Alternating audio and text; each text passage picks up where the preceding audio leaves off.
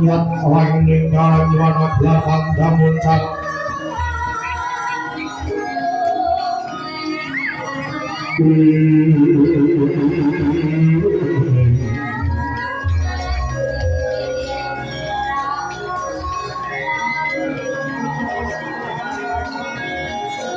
Tinon lirik kegunang suram soroti tanpa dan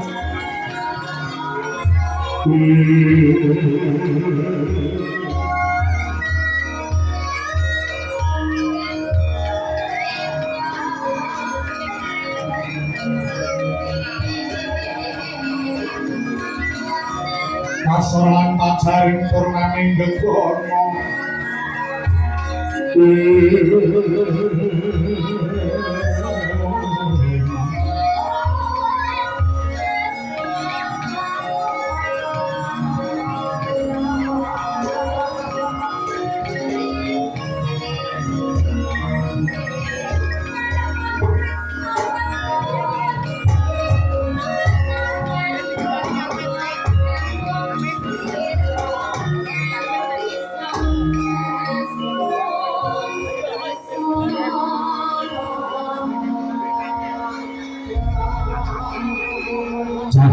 Ning taloga kadi langit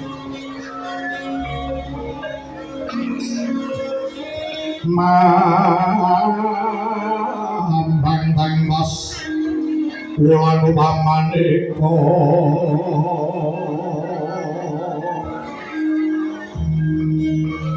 wintang tulya kusmaya semawur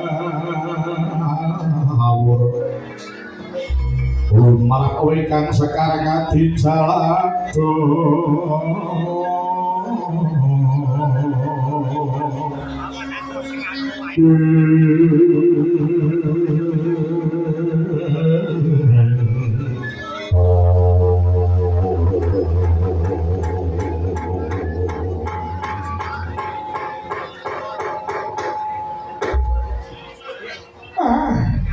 Begegek uga gamel-gamel sadulika lae menika sinuwun Prabu Kresna ingkang mrepete dhateng papan kula mrika kula ngaturaken pangabekti njur wonten sahabat padha paduka sinuwun iya Kakang Semar Badralaya wis dak tampa pangabekti Kakang Semar tumibos padha-padha Kakang Semar mula nganti jeneng ingsun ketemu Kakang Semar mapan ana kene iki jalaran ingsun aku bakal susul marang kadangku Kyai Janaka Kakang Semar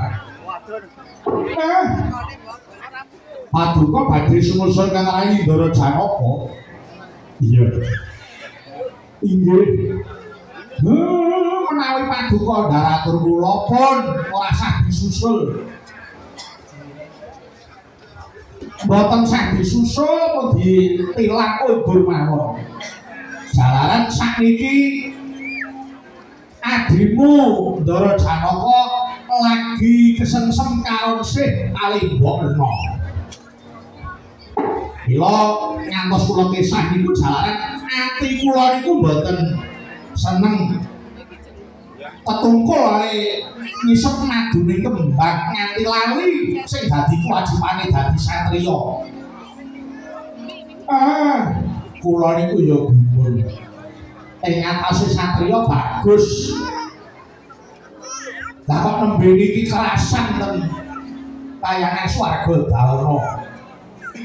Ngendhok enten mriku ora gelem lunga-lunga. Apa ora isin karo kanca-kancane sing do ngerti. Kok malah ngunut nggone wong wedok. Pun nek wis disikep kanggo kembene Dresanala, wis ora iso ubah. Niku sing kula ora seneng.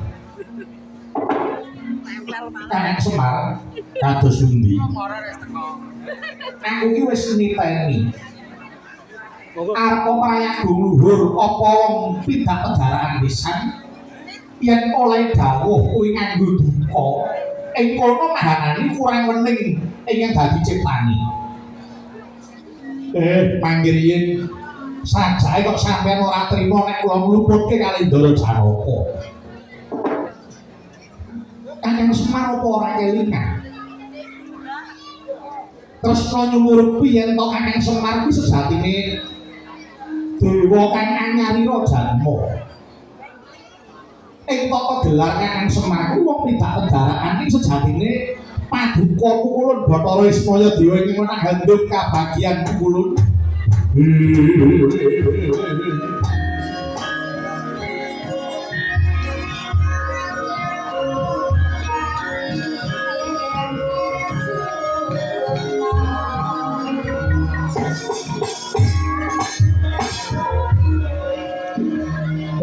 Kasna sing jeneng dewa kuwi ora beda menungsa. Dewa kuwi ya titahe Gusti Kang Eka Jagat isih kesandangan apes murka karo lali. Mula yen ana luputku yen ana laline Semar para diagi elingna. Sebab apa kowe ora trima yen Ndara Janaka kok tak luputake tresna. Pukulun malih-malih menapa paduka kaliyan bilih ing dinten menika Yayi Janaka piniji dening Gusti Kang Eka Jagat nurunaken wiji sejati ingkang winadan Batari Dresanala. Kamangka sinuwun benjang mranilekipun ing jabang bayi wonten ing jagat menika saya ngandelaken lan menika dados sarana jejeke ngadil kuwi leres wonten ing alam padang menika Bu. Ya.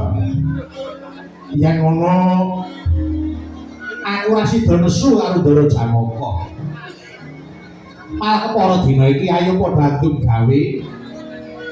Aku tak nganglang ana sak kiwa temening kayangan Suralaya awit sing dadi pengerasaku laire wiji sejati iki kok rada ana gangguane sithik.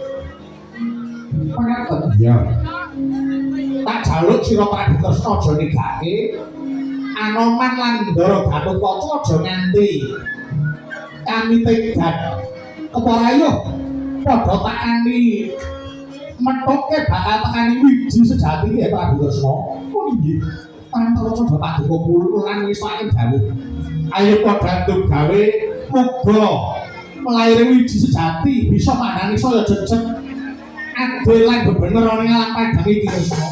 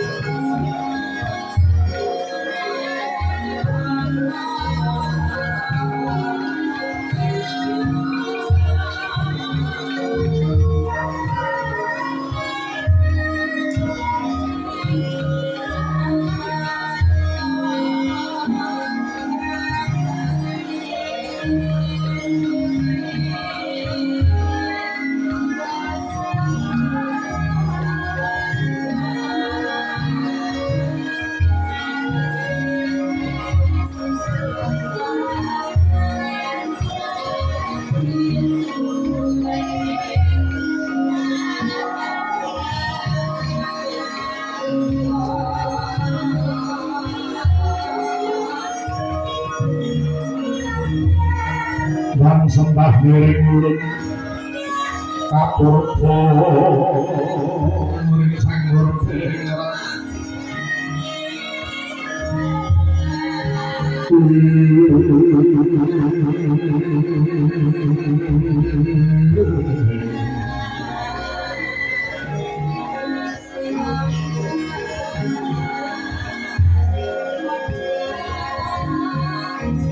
sahanane kang nikanang sehing kasih